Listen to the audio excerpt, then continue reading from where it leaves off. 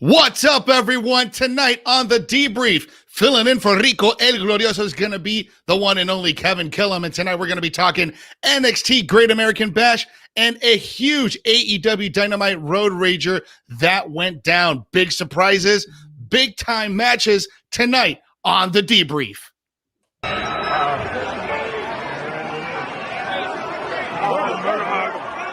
Oh, it's Tommy! Oh shit, is that Tommy? Tommy in! Yeah!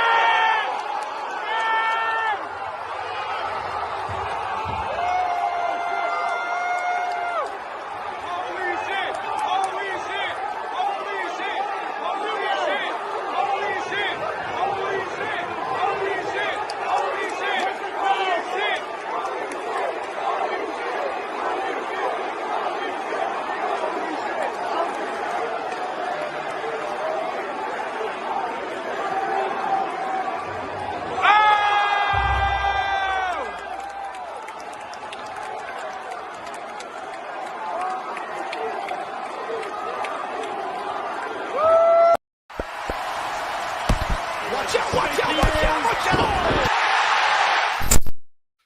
Wow.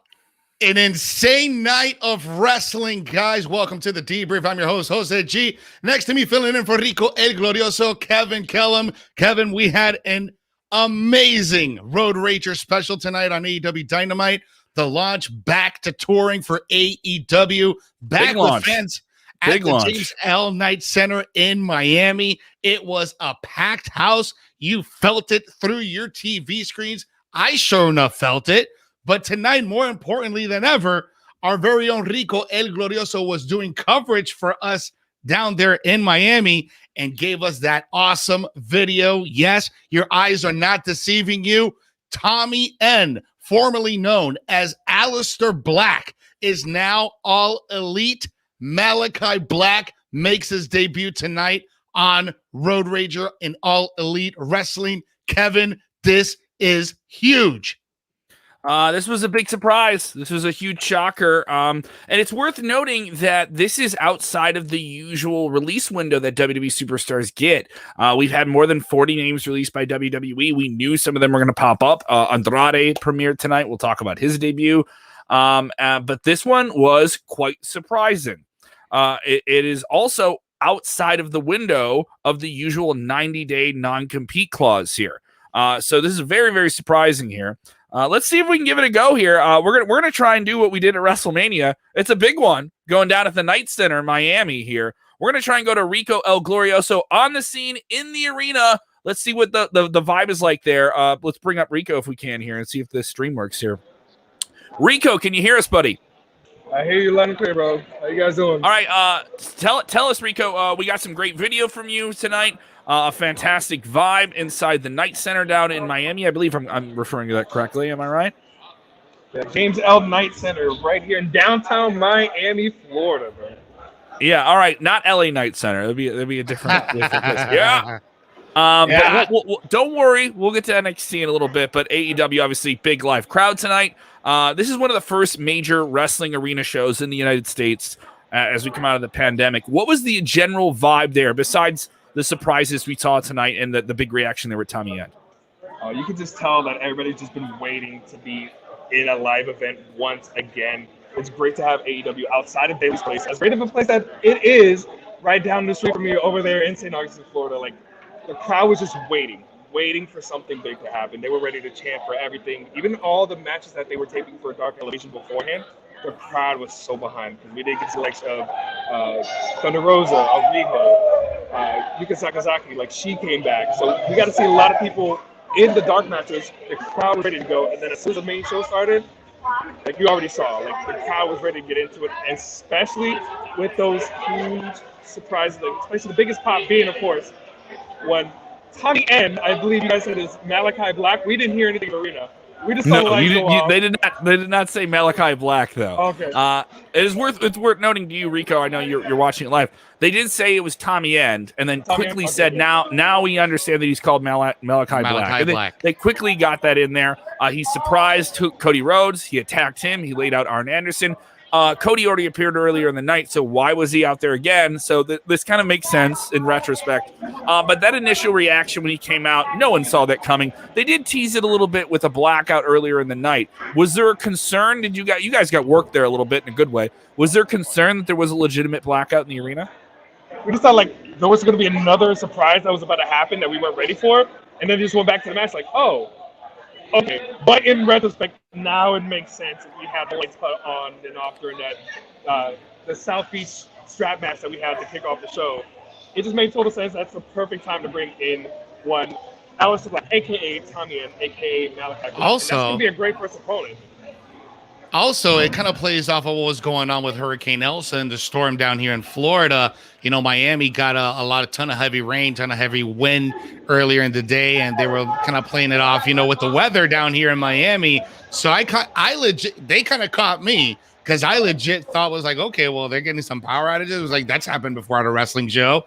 But now you drop in Aleister Black, Malachi Black now, and it makes total sense. Everything fits. I'm very surprised that he was able to be out of his non-compete clause this early. Yeah, this is well ahead of that time frame, you know, for him to normally be on it. So that meant WWE either had to release him or there's some type of legal wrangling there. There's been some talk of the wrestlers that are outside the United States that don't have complete U.S. citizenship, that have a visa, that somehow that clause wouldn't apply to them, or maybe they're allowed to work around that. I've heard some speculation about that. Nothing confirmed by any parties involved. But honestly, what was the match of the night for you guys? Amazing street fight to end the night here with the Young Bucks, truly dastardly heels, putting thumbtacks in Eddie Kingston's mouth and super kicking him to pin him in a wild street fight where they attacked not just one, but two referees. There wasn't just there was a swarm of people around the ring. Pure madness, a street fight. Anything can happen, right?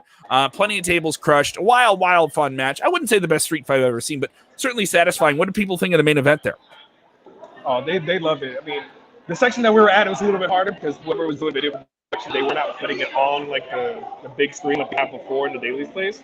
So everybody that was sitting on the ground level, it was a little harder for us to see it, but you could tell the big spots that were happening. They did kind of limit to it. But, I mean, what else would you expect from the Young Bucks going up against Eddie Kingston and Penta Sydal? Like, you could tell they were the most over the entire night. And then at the end of the show, I don't know if you guys caught it, but Tony Khan came out and he put over Eddie Kingston and Penta hard. Like, this was the first match that Eddie Kingston has ever had in front of a live AEW crowd. He's never had a chance to. Because when they debuted, it was already after the pandemic. So he made sure to give a lot of love to Eddie Kingston and to Penta Sydal for the great match that we had to close out the show. Rico, what was the feeling there during the Chris Jericho MJF promo, especially since a fan bum rushed someone MJF at the ramp? What was your vantage point?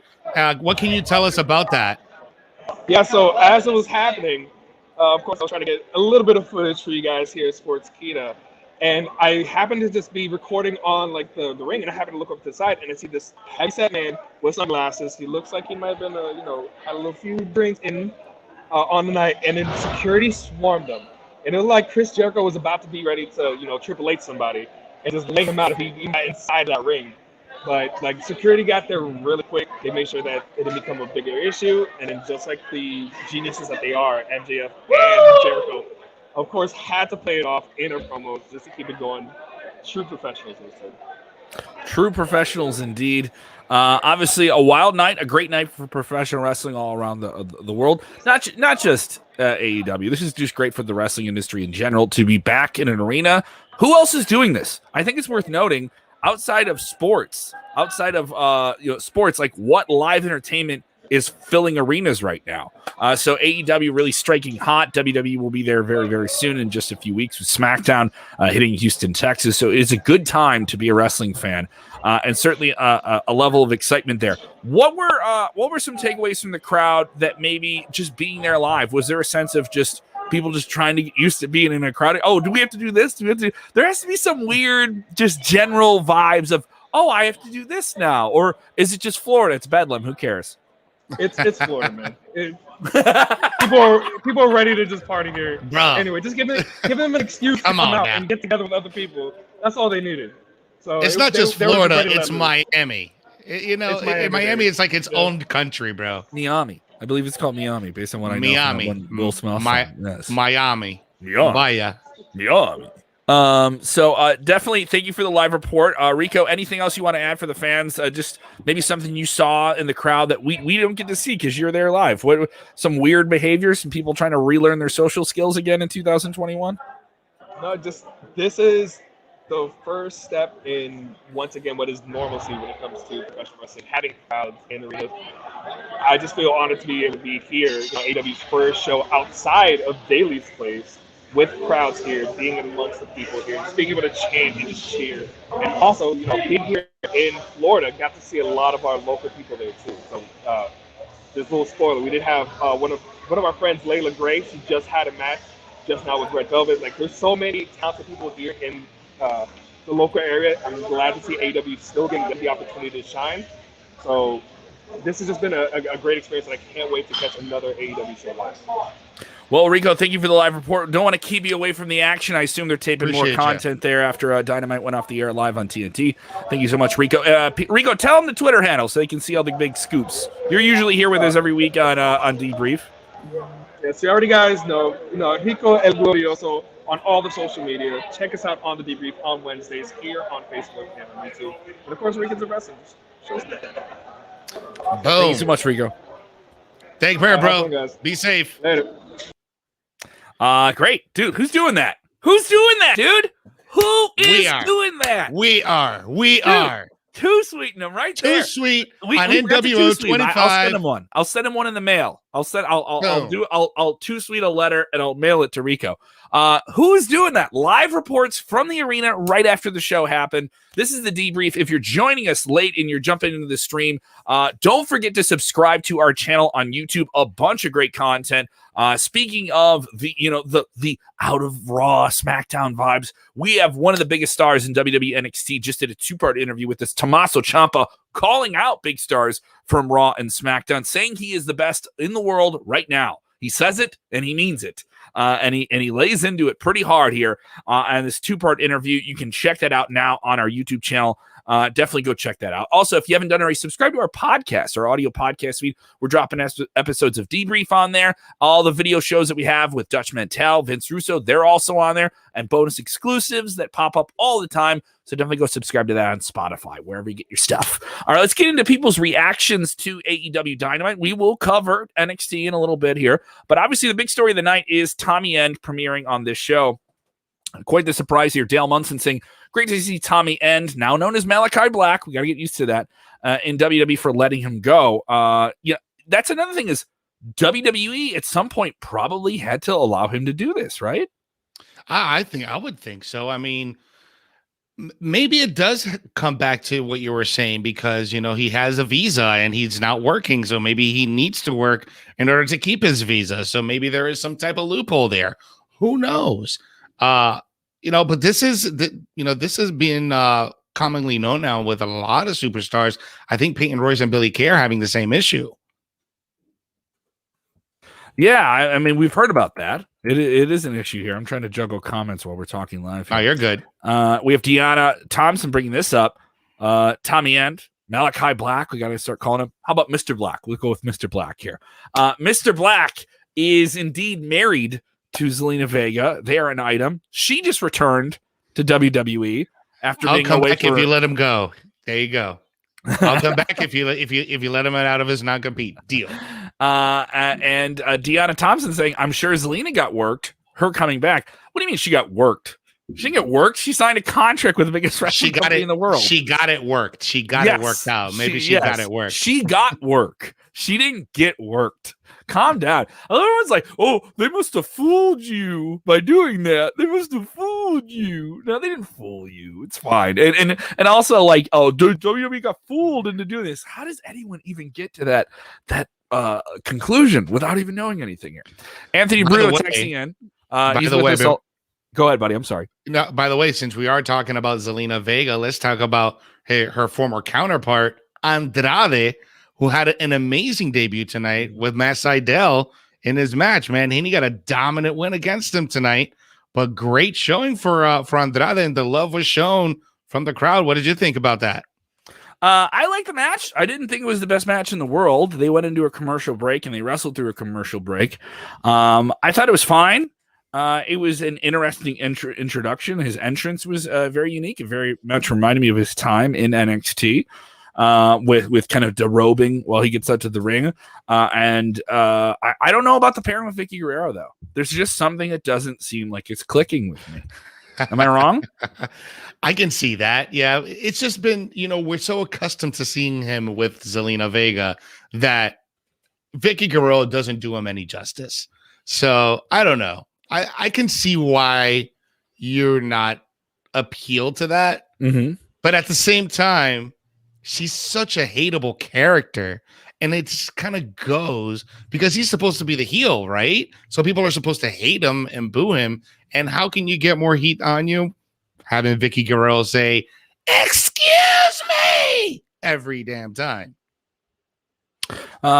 Speaking about people from WWE popping up in AEW, Dave Coffey with a good little comment here with letting so many people go. I'm wondering if WWE even cares about the 90-day. I don't even know if that's exactly an issue.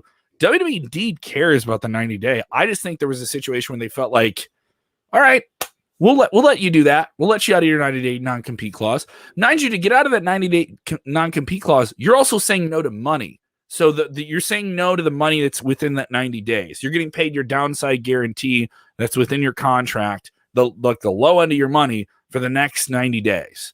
And you get that for 3 months. So that's a pretty significant severance there. You say no to that to break that clause. So obviously he did that for what he's doing now. He also had an endorsement with I believe an equipment company, like a fighting sport equipment company that I saw him tweet about. And he was doing Twitch stuff and different things like that. And who knows if he'll pop up in the independents as well. We don't know if he has an exclusive deal. We don't know the terms of his deal. We do know that he is now known as Malachi Black. That is the name he's going to work under. And smart by AEW to try and get that name as close to Aleister Black as they possibly could. And interesting on WWE, people say this is a stupid decision by WWE to let them do this. I say this is more of a noble one in the sense of, hey, we put you on the shelf, but if we're going to do that, go ahead, go and play. I think at some point somebody made that decision. If you're not going to come back, we're going to let you go. And we're really going to let you go. And there was talk just a couple days ago that people wanted him in AEW, but there was a possibility like Samoa Joe came back to NXT that maybe Aleister Black was in that same position. But here we are, a surprising move by them. Other big points from AEW, big main event. Big teases for the upcoming Fyter Fest shows. We do know that Carl Anderson will take on Jon Moxley for the New Japan Pro Wrestling United States Championship, the IWGP United States Championship. That's coming in a few weeks. What other big highlights from this week's Dynamite in front of a very loud rocking crowd do you want to cover here? Man, I would say like the biggest highlights here would be definitely this street fight tag team title match. I mean, it was a really good match all around. Just like you said, the Bucks getting that heelish, dirty, dastardly win, shoving those tags inside Kingston's mouth. I thought that was a brilliant move. That was great. Also, we got to see a cool face-off between the current AEW champion, Kenny Omega, and Adam Page. Hangman Adam Page finally confronts the number one ranked wrestler in AEW, finally confronts the AEW champion, and the crowd was eating it all up. I thought that was fantastic. Overall, man, Road Rager was a banger of a show. I thought it was a good show. Tons of surprises. It was good. It was good. Or in the words of Booker T, it was good. It was good. As we do all the time with all the different shows, we want you to rate this week's AEW 1 to 10. Rate it on a scale of 1 to 10. Let us know what you think. I'm giving this show a solid 8. It was a very eventful, very fun show. I give them an 8 out of 10 because it's a return to live fans. It's very, very special to see this feeling and feel that crowd and feel that energy and feel a surprise return and boos. I enjoy hearing boos again. Boos are fun to hear again. Ozzy giving it a 9.5. Let us know what you guys think of this week's AEW Dynamite. Going to be interesting, too, because they're going to be on the road in the next couple weeks. They are sold out next week in Austin, Texas, which is interesting to hear. There are other markets where they are not sold out. I don't know if they were sold out tonight in Miami. We should have asked Rico that, but it looked very, very healthy based on texts that I had with him early on in the night, that it was looking like it was pretty busy, like right before bell time. So, Mr. James Espanto Fernando Taguay gives it a 7.8, a respectable 7.8. All right, so we have some people giving it a 9. Juan gives it a 9 out of 10. And Dro is messaging. Jose, can you please answer? Dro, your question flew by us. So if you're with us in the chat, go ahead and just. I'll go ahead and put it again in the comment section, Dro, if we don't see, we'll read it out. Yeah, you're not bombarding our chat or anything like that. If you question that again, we got some stuff to cover here with NXT. In just a minute. Great American Bash, very eventful show for WWE NXT as well. I do want to remind you, though, we do have the top story of the video up now covering the entire Jimmy Uso situation with his DUI. What is the latest on that? We covered that quite a bit in the last 2 days. If you want to check those videos out, they are up on our YouTube right now. Also talking about WWE jumping into the world of hip-hop music. They're going to be doing something very unique, something they've never done with SmackDown before. We covered that on today's video that is up now on our YouTube channel and our Facebook watch as well. Other people giving a 9 out of 10 here for AEW from Anthony Bruno. That sounds about right. That's going to be. I would have to score it about a 9. Mm-hmm. I thought it was great. The storytelling with Malachi Black coming in and taking out Cody and leaving his footprint in there. I thought that was fantastic. I really liked the opening match. As much, I'm not that big of a Cody fan, but there's one thing he knows how to do, and it's open up a show, and he did. He did a good job with it, and QT Marshall did a hell of a job with that strap match.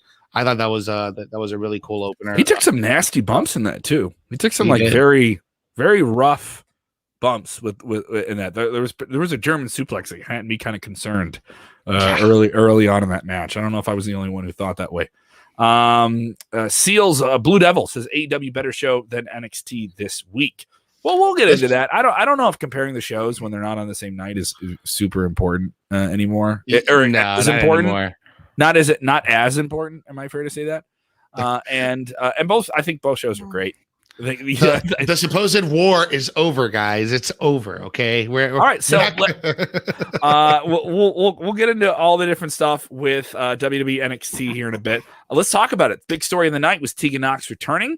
She returned after a big title match, a women's tag team title match in NXT. New champions crowned: Io Shirai, Zoe Stark. So that's a big story, right? No.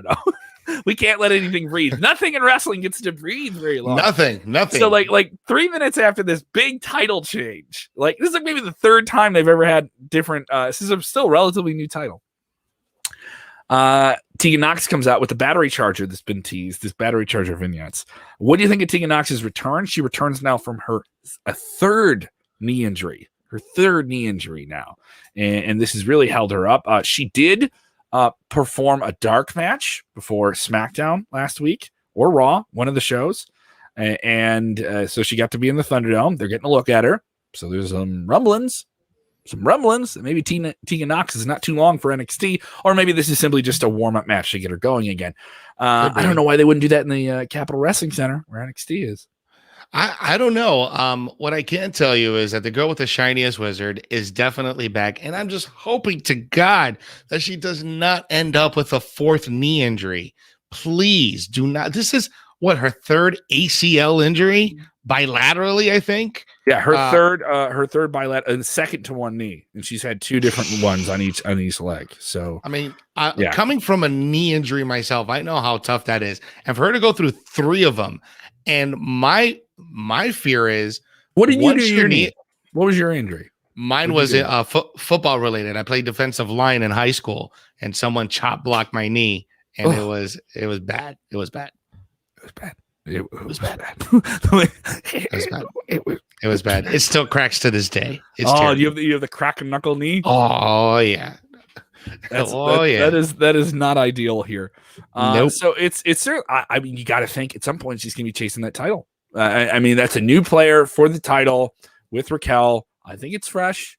I think it's a little bit more exciting than some other things. Tian Shaw was in a match a couple weeks ago with Mercedes Martinez, and in that match, Mercedes was injured. I think maybe Tian Shaw could be pulled back a little bit, even though they had all of that allure around their character and everything like that. And now enter Tegan Knox. The timing kind of works for her. A lot of people thought, that they were going that different direction, with the Tian Shaw group, and they were going to attack Raquel for the title. I don't think it's going in that direction right now. I think Knox is going to be jetpack on her back, going right for the title. What do you think? We'll see, because she did interrupt this tag team match. Yeah, but that doesn't necessarily mean that she's going to go for the tag title. I just think she wants retribution against Candice LeRae. I don't know if she wants any of Raquel Gonzalez right now, bro. Raquel Gonzalez is on a different level, and Tegan coming back from 3 knee injuries is not to her advantage. So maybe she could get into the main event scene, but I just don't see her becoming NXT champion. Do we get more of the demented? They can't be together. They're from 2 different worlds. Give me more of Index. I want more Index in my life. Indy Hartwell is a part of the Cool Kid faction of The Way, led by Johnny Gargano and Candice LeRae.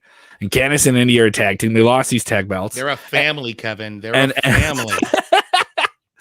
And they had done this storyline before. It's deeply entertaining. Super creep Dexter Lumis. So good. Wanted to be in this relationship with her, but they're not supposed to be together. And Candice and Johnny will not allow their underling to date this weirdo who terrorized them. And some people are feeling this, and many times he has just slung her over his shoulder like a caveman and walked away with her. And I've seen many female wrestling fans saying, yes, get your man. Not yes. Yes. Did I do it right? Yes. What do you think of that angle? Because it was an angle on top of an angle on top of an angle. This is all tied to a title match. You couldn't even let the title change breathe. It was fun, but I thought this is a little much. I don't think it's enough, Kevin. I think we need more. I think we need, now that they don't have the titles, okay, they clearly can't blame Dexter for this because Dexter didn't cause the distraction. This was clearly Tegan Knox. So Candice now is going to want that beef with Tegan Knox so they can squash whatever beef they got. So Indy and Dexter, we're probably going to see that flourish a little more. And I'm okay with it. I'm totally okay with it. Let's talk about this. Samoa Joe. Samoa Joe is enforcing some big changes in NXT. And that includes no one gets to just have these wild backstage fights anymore without Samoa Joe choking you out. And he's pissed off that you didn't listen to him. I'm enjoying this quite a bit. In terms of being an enforcer, they're really letting Joe be an enforcer for William Regal, the general manager.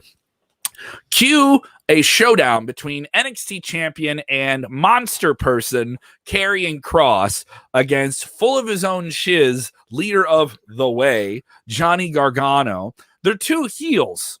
So you got 2 heels. Who's the baby face?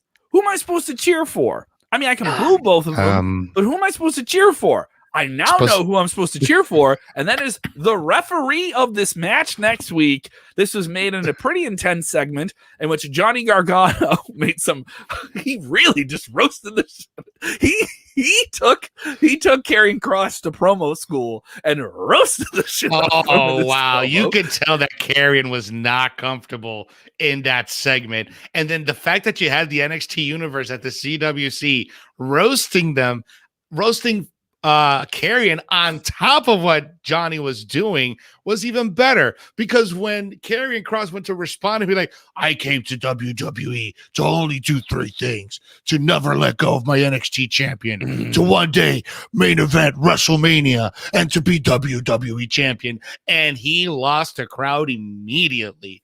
They were like, boo, we don't want you anymore. We're over it. We don't want you anymore. Which is just crazy to think. This guy was the hottest thing in the world last summer, right? This is going to be the biggest shenanigans in the world when it comes to this match. It doesn't help, though, that the whole storyline they've been doing with Kross is, oh, you're a lot of hype, but you can't back it up. But then he just beat everybody. He beat everyone in one match. So what are we getting at here? But then we get to this promo. It's like everyone forgot what this guy's already done. He beat Keith Lee. He beat all these different people for the title. He came back from an injury and then beat more people for the title. And everyone talks trash and says he's going to get exposed. He's going to get exposed.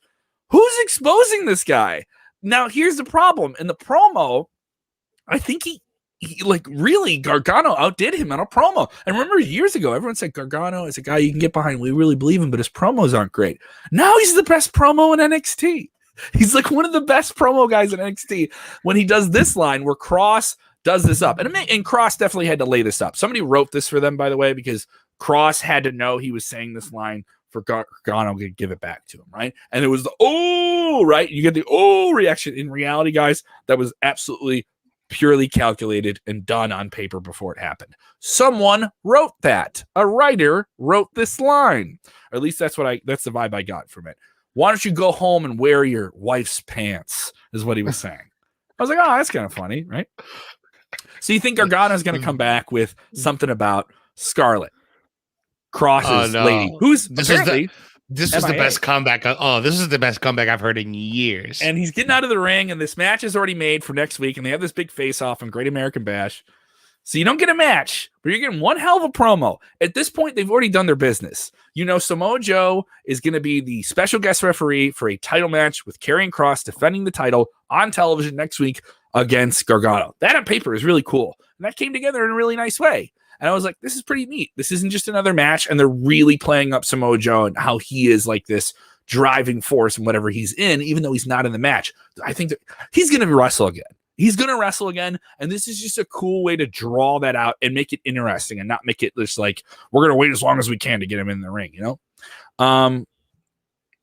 Gargano gets out of the ring and says, oh, you're going to talk about my wife's pants? Why would you talk about my wife's pants when you can't even lace my wife's boots? Which is just to say my wife's a better wrestler than you. My wife is a better wrestler than you. That was crazy here. So where is this going? Do you think we're getting Joe versus Cross? Do you think Gargano is going to be a part of this? Like, at what point does Joe put the boots back on and wrestle? And does he cost Cross the title next week? Who knows, man? So here's the thing. Next week, what's happening? SmackDown's coming back in front of fans. This could be the opportunity to debut Karrion Kross on SmackDown and bring him up to the main roster. Maybe have him drop the title to Johnny Gargano with a lot of shenanigans going on. Maybe Samoa Joe helps Johnny Gargano become an NXT champion, and then Joe takes it off of Gargano. I mean, I don't know. We can't also forget about Adam Cole. He had an amazing match with Kyle O'Reilly on Tuesday night, but he still has a gripe with Samoa Joe for getting choked out a few weeks back. So maybe they'll explore something there. I don't know. This is going to be fun. That's all I got to tell you. This is going to be fun. Definitely here. Let's get into this here. MSK beat Ciampa and Thatcher. Can't stand MSK. Please check out our interview with Tommaso Ciampa. He does talk about MSK, but he talks about a lot more. It's up on our channel. But this was the match of the night. This, to me, was the match of the night. There was a lot of other great wrestling on the show. The women's tag team match was fantastic. You brought up Cole and O'Reilly, but this was a banger. The crowd at the CWC may have turned on MSK, but that don't mean this team can't bring it, and that don't mean Tommy Thatcher and Tommaso Ciampa can go out there and prove something and saying like, oh, you don't want us near the title scene? Well, we're going to tear it up as a tag team, dude. We're going to tear it up. Tommy Thatcher is nearing the physical charisma and powerful delivery that I see in Cesaro. The way he was doing some things in the ring, the way he was moving, He's very old school. Yes, but he was very dynamic. There was a little bit more speed and spryness to what he was doing. And I'm amazed at Ciampa, his timing and his accuracy. And then you have MSK, who are just two dynamo guys. This was a great pairing. A roll-up finish, I was okay with it. No big finishers because they did all the big finishing moves. Roll-up finish and MSK gets out of it. I really got the vibe that MSK are heels now. But not completely. They haven't fully pulled the trigger on it yet. But I got the vibe that they're heels. Am I wrong? I feel like I'm being triggered right now, Kevin, because how does this happen? The NXT universe is clearly against MSK. They do not want, you heard the boos. You can see it in the comments section, Kevin, that people don't like MSK. And yet they win with a roll-up. Like, oh my God, like how careless can you be, Timothy Thatcher? But that doesn't take away from how amazing that match was. That match was a banger of a match. I wouldn't, for me personally, I wouldn't put it as the match of the night. It was certainly a great match. But my favorite match of the Great American Bash was your $1 million champion, L.A. Knight, defeating Cameron Grimes and forcing Cameron Grimes to now become his full-time butler. This has Ted DiBiase, Virgil written all over it. It does. And it's this, everything about this whole $1 million belt thing is let's take something that's from the 80s and recreate it in modern times. And I don't know what they're going to do with this. It'll be a lot of fun vignettes for two guys that love doing 80s style vignette, over the top B-movie sketches and stuff like that. That's what this is going to be. If you enjoy that, you're going to get that. This is sports entertainment on NXT, on the wrestling heavy show. The show needs it. It needs some levity, and that is what Cameron Grimes is. Cameron Grimes is NXT's Santino Marella, and I mean that in the best way. Ooh. Don't take that the wrong way. That's a good position to be in. All right? It's a very, very good position to be in. All right? And he gets to play that role well. And LA Knight is a no good, dirty, nasty heel, scraping, telling the referee to look over here while I try and grab the belt, and all those different things.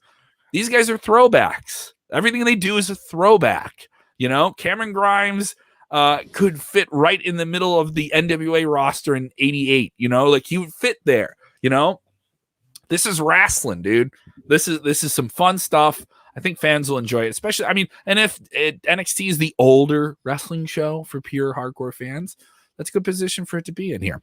Some of the questions kind of coming in here about the big news tonight with AEW and Malachi Black, formerly known as Aleister Black, Tommy End. Jason saying, sup, Kev and Jose, how are you feeling about Malachi Black? Do you guys think Black signed to AEW because you know he can come back because of Hunter? Just asked Samoa Joe. We don't know. I mean, there's a lot that I think we'll find out in the weeks and months to come about what happened here. It was very surprising that he left WWE. He left WWE after laying out Big E, and then a week later, he's gone from the company. And it makes no sense. And all the money they spent on the vignettes that they filmed. Yeah, and they filmed all these vignettes with the Dark Father. They did animated graphics for it. So that's a whole other third-party thing that you're bringing people in to do. And you're doing that on your number one show, and then the guy is gone. And I don't know where the disconnect was. This is a guy, I think maybe W felt like, he's a little bit too hard for us. His image is too this. His image, and I can see somebody else doing that. I don't think this is strictly a Vince McMahon decision because I know everyone's just Vince. It's a Nick and Khan nothing. decision. Also, there's nothing that says he can't wrestle in WWE again. You know what I mean? That's nothing. True. There's nothing that says that. There are guys, they're guys and gals. They're going to wrestle in WWE and AEW here in the future. And they'll go back and forth. All right. And watch when someone comes over from AEW and their deal gets out, people are like, whoa, what? What happened? No, WWE lets people go. This is the nature of the business. It's a very fluid business right now. People also bring up this is within the 90-day release clause. Yes, that is true. Hey, Kevin, I wanted to bring something up really quick because earlier today on the top story, you and I talked about WWE broadcasting, from the Rolling Loud Music Festival. Yes, the big hip hop festival coming up in August. The big hip hop festival. Well, we had a little mini hip hop festival on NXT Great American Bash. We had the Cypher celebration with Hit Row. We had a little mini concert. Did you enjoy Hit Row's concert, Kevin? They actually work as a team doing their gimmick because I think it's legitimate. Like they're in the same way. I know some people that personally work with Swerve, some close friends over here in Orlando, and he is legit in the studio like all the time, recording and putting stuff together. So yes, these are like legit people that are in the music business, and they have legitimate skills. They got bars, man, and they all flow too. And I don't think, and also it's a believable thing. You can tell these guys are hip hop heads. They're fans of rap music. They are rappers themselves. Like when John Cena did that, it was kind of goofy at first, right? When he was doing rapping. No, but these guys are the real deal. No. And that's not to say that John Cena wasn't, but he just did it in a way so that everybody in the top row could hear what I'm doing. And I'm not going to spit my flow too hard and fast for you to keep up, Sup. Like he would do it that way because but he had to do it in like a battle rap way. This came off like a real performance and then also had disses in it, which was fun. They're a real faction. I do think they need to create more of the other guys and other players in the group beyond Swerve. But if the whole thing is built around just protecting Swerve and that's his posse, I'm down with it. It doesn't hurt. I like that. I thoroughly enjoyed it. Speaking of wrestling, big stuff tonight with AEW in Miami. Dro texting me here saying, Jose and Kev, I have a question for you guys. What is Miami going to be like for SmackDown in 2 weeks? Because you just had AEW. You have SmackDown in 2 weeks. Well, it's worth noting the Night Center is not an A arena. I believe WWE is going to run the A arena. They're going to run a much bigger house. I don't know what the draw is for that. But the issue is now with AEW going on the road and them hitting markets on top of each other, you're going to have these pockets of fans making comparisons. It's worth noting coming up in September, a very, very crazy time for wrestling in the greater New York metropolitan area, because you're going to have AEW run New York, New Jersey. The next week, they're going to run the Arthur Ashe Stadium. So they're basically going to try and run a 17,000 seat stadium. It's one of the biggest houses they've ran. And they're going to do the first wrestling show ever in a tennis stadium in the shadow of New York City. All right. Where they have multiple arenas that are in excess of 10,000. They'll be considered an A-class arena. All right. They didn't run an A-class arena. They're not going to be able to run an A-class arena every town. They're going to be able to do it in some of the bigger markets. Like they know they can do it in Chicago. They can do it near New Jersey where they haven't even played yet.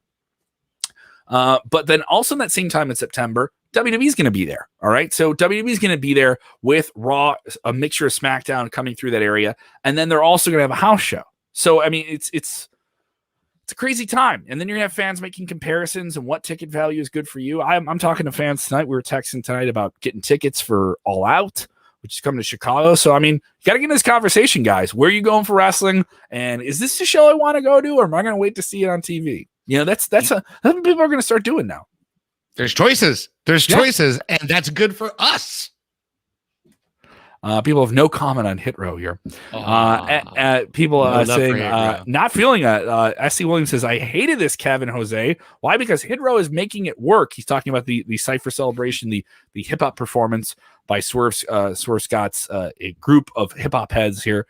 Hit Row. He says, I hated it because Hit Row is making it work and they're a great heel and I love it, but I hate it.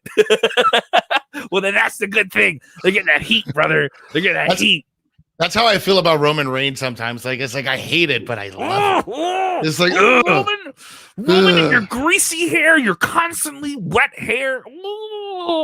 Yes. So, Kevin, before we head out here, we did have an update on the NXT Breakout Tournament. They announced all the participants at the Great American Bash. Some names you guys know, some names you guys may not know, but some notable names here: Carmelo Hayes, who's had some really good matches on NXT.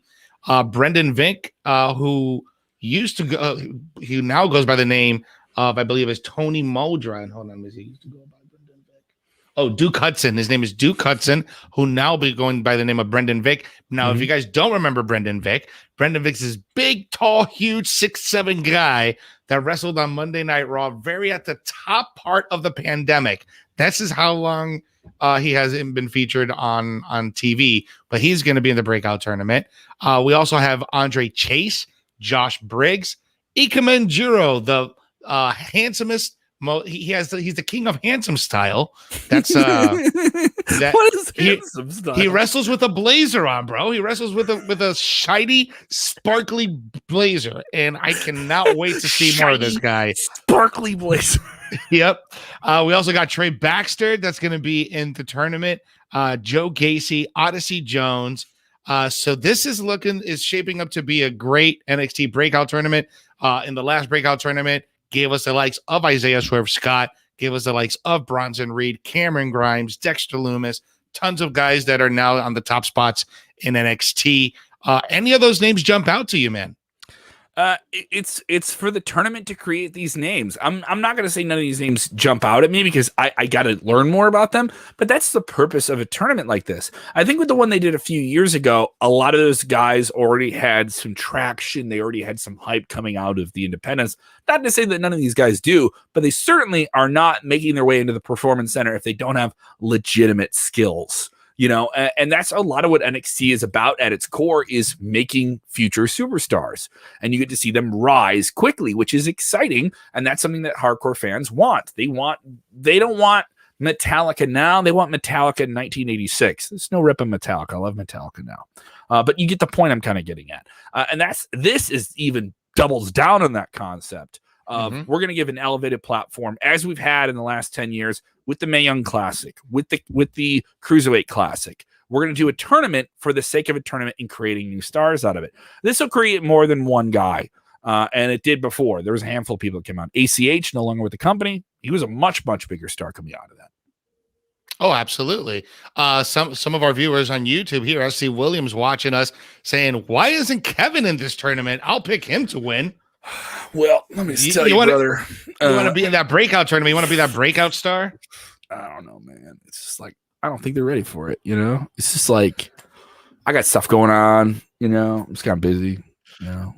I just got so much on my plate right now. I have so much on my plate. Fit it in. Don't let me move too fast and knock over the 4 soda cans that are at my feet. Yeah, I'm not ready for this, dude. I'm not ready for this at all. Why wasn't Kevin in the tournament? Yeah. Odyssey Jones gives me young Junkyard Dog vibes, young Henry vibes. But I want to learn from him and Joe Gacy. You saw Brendan Vink. I think Brendan Vink was I think he was on Raw for like a minute, wasn't he? He was on Raw last year at the very height of the pandemic. As soon as they went into the Performance Center, this is pre-Thunderdome era. Brendan Vink. Brendan Vink. That was clearly too many people were exposed to COVID, so now we got to pull some people that are clear. Yeah, that was when there was that big outbreak at the Performance Center, and they had to pull some people from NXT. I think this is when they brought up Austin Theory, and they brought up just a bunch of like Performance Center guys to be on Monday Night Raw. Yeah, so which was a big controversy at the time. Now, all right, I get it. Now it's completely fine. Let's talk about this main event. A great article written about this, the best and worst of NXT Great American Bash by Devesh Marani, now on Sportskeeda.com, describing the ongoing, forever personal grudge war. They will fight themselves off a cliff of a mountain. Former brothers now bitterly in a blood feud. Kyle O'Reilly, Adam Cole could do anything more to each other. Their unsanctioned match went too long at Stand and Deliver. I agree. And it bordered on overkill. Sort of agree with that. Still a great match. This is why their match at Great American Bash was a pleasant surprise. Yes, it was still very long, but it did have a logical flow to it and built up nicely from the start. The NXT fans gradually got more and more into it, while former Undisputed Era partners wore each other down. O'Reilly nearly made Cole submit, while the former NXT champion hit all of his big moves, from the super kick, the last shot, to the Panama Sunrise. Adam Cole truly brought out the big guns. What do you think, Adam Cole, Kyle O'Reilly, another classic, or less than your expectations? I found that this match was actually better than the unsanctioned match, just because you didn't have all those things that you could do without the count out. They were restricted by the rules of a wrestling match, and Adam Cole showed up that he was the better wrestler on Tuesday night. The guys hit each other with everything. What I loved about this in the storytelling part of it was that both of them were picking each other's bodies apart. One would hit the knee, another one would hit the arm, another one hit the heel hook, another one would hit something on the shoulder. So it was really interesting how they were able to tell us that story back and forth, where they were almost evenly matched, but it was just that little bit much more of experience from Adam Cole that got him that win over Kyle O'Reilly on Tuesday night. Stephen Chambers saying, break the tie between Adam and Kyle. This match, my opinion, the best match. Like to see them both in a 60-minute Iron Man match. Wants that Broadway. So they're 1-on-1 right now in terms of this series. Am I correct? In WWE. Correct. If you haven't seen their stuff in Ring of Honor, it's ridiculous. Their stuff from years ago in Ring of Honor is well worth seeking out here. Definitely here. Could be interesting. So NXT Great American Bash, what do you think of it? Give it the 1 to 10. Let us know what you guys think of the show in general. I loved it. I'm going to give it an 8 out of 10. I thought this was absolutely fantastic. A lot of momentum. I wish NXT would announce some shows on the road like Raw and SmackDown did. That was kind of the only thing I was, in terms of big announcements, I was known. We knew we were getting the NXT Breakout Tournament. We knew we were getting that. I was hoping for maybe a surprise like that. We got Tegan Nox. Just the only major thing I could want, but it wasn't anything that wasn't teased, so I don't feel like let down by it. Great show. Feels big. I do think they need to add a little bit more fans, amp it up a little bit more. They've been growing a little bit more, but they're doing it the smart, right way because they had the outbreaks and different stuff like that. They really are pushing fans to be masked in that CWC. I think it's a smart way. I don't think you should be mad at WWE NXT for being responsible in how they handle this situation. Yeah, I'd give NXT an 8 tonight out of 10. It was a very good show. I love the stage sets. I think when you do these type of specials and you do props on the stage like they did with That did look Halloween cool. Havoc and what they did last night with the Statue of Liberty and the fire, I thought that was great. I think that adds a little element to it, a little bit of old school with the new school feel. So I absolutely like that. And the matches were great. I thought it was really good. It was a really good Great American Bash. Not as good as last year's, though. Last year was really, really good. True. You had Keith Lee winning the title. That was super special. So yeah. It's definitely a good time to be a wrestling fan, man. It's just a good time to be a wrestling fan. If you're watching us here on YouTube, jump into the comments. If you're watching on demand, we will follow up with you there as well. Let us know what you think. Give us your rating for AEW and NXT this week, the 1 to 10. Hit the like buttons down there as well if you're watching on demand. People checking us out on Facebook, you guys better jump over to the YouTube real quick because a lot of our content is going to be jumping exclusively over to YouTube at some point. I know you guys have watched for 51 minutes, so I can say this to you. We're doing some very, very cool stuff for the week of Money in the Bank. Some very, very special programming. We will have the top story of the day weekdays. We will have Vince Russo reviewing Monday Night Raw. We will have Dutch Mantel covering that big SmackDown, the return in front of live fans on July 16th, which if you thought tonight's AEW was a big deal, I think that SmackDown is also going to be a big deal because it'll be in front of live fans. But that weekend is Money in the Bank. And that weekend is giving me Money in the Bank in front of a live fan. And we want to get back to the energy of great wrestling matches. All right. And we also want to challenge your brain. We will be doing a watch along of one of the greatest WWE matches of the last 10 years. John Cena, CM Punk, Money in the Bank 2011. That's right. It is clobbering time in the greatest wrestling city in the world. I'm biased. I don't care. I was there. I'm getting can't argue with that. goosebumps. I'm getting goosebumps right now talking about this match. We're going to watch that together the Thursday before Money in the Bank. And then the afternoon of Money in the Bank, we're going to challenge your brain. All right. We're going to challenge your brain with a huge Money in the Bank live streaming trivia challenge. We'll be giving away random prizes and different stuff on that stream as well. That is coming up the weekend of Money in the Bank. It's going to be some really cool content for you guys to check out as well. Thank you guys so much for supporting the stream. You can follow me on the Twitter machine at Kev Kellam. You can hear me on the radio on 104.9 The Axe in Rockville, Illinois. Middays, you can hear me in the mornings on 97.7 QLZ in Springfield. Stream them all on the TuneIn app or check out the links on my Twitter at Kev Kellam. Jose, get your plugs in, baby. Guys, follow me on Instagram and on Twitter at Jose G Official with the underscores in between. Make sure you follow me on Weekends of Wrestling as well. We're on every Thursday night. However, we are taking a week off this week because Rico is having fun down in Miami. So I'm not going to interrupt that. We'll be back next week. So make sure you are subscribing to Weekends of Wrestling and make sure you're liking and following us on YouTube. Gas in the tank. Money in the Bank. We got to figure out like a name for this trivia challenge here. We got to figure out words. I can't talk anymore. It's time to get off the show. Let's go. All right. It's enough. It's enough. We'll do it live. Honestly, thank you guys so much for checking out our channel, especially as people get back to wrestling and live fans. It's a good feeling. And just as Steven Chambers, diehard fan of the show, thank you so much, Steven. Thank you to James Esponto. Thank you to CRC. Thank you to Ozzy. I see the diehards who are rolling with us there. Thank you to Bob texting in as well. Roll with us. Subscribe to our YouTube channel as we make the big jump over there. Don't worry. We're still going to do a lot of great stuff on Facebook too. Just want to let you know, when you're watching wrestling, do the most important thing, which is what?